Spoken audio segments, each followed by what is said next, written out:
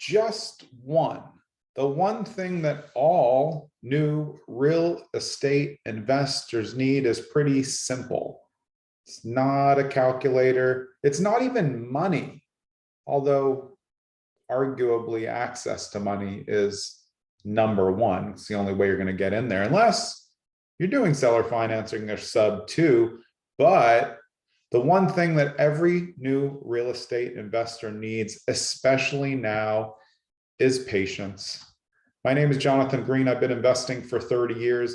I'm, I guess, what they would call an old school investor. I grew up doing it. I learned from my dad. So I don't really, I mean, I use technology effectively, but real estate for me is a lot of feel in terms of investing. I kind of know what I want, what can happen to a property, understand the numbers pretty quickly. But the problem with the modern real estate investor, because there's so much available to kind of help somebody learn the basics, is nobody's patient.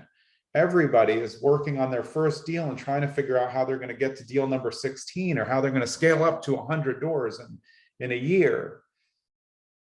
When you do that, you start focusing on the numbers instead of the assets. And when you focus on the numbers instead of the assets, you end up with bad assets because you rushed. You had a desperation principle that was embedded in your mind that you couldn't get out. You felt like, if I don't invest now, I'm not going to, be in this.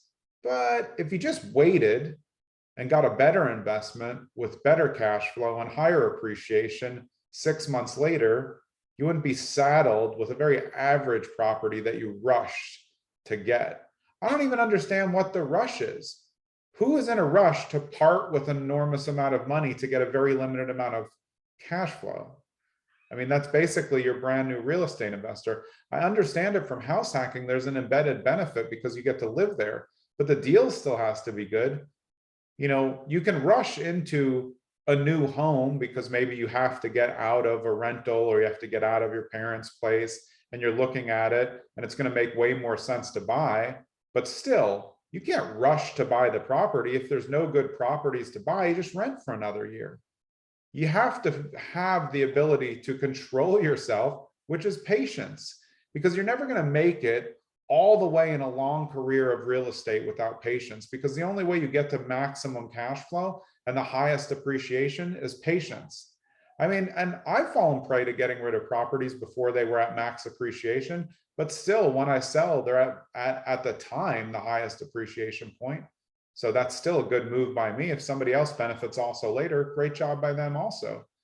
But I really feel like with all the things that we talk about, you have to be good at numbers, you need money, you have to identify your markets, you have to know exactly what your loan portal is going to be or where you're going to get all of that.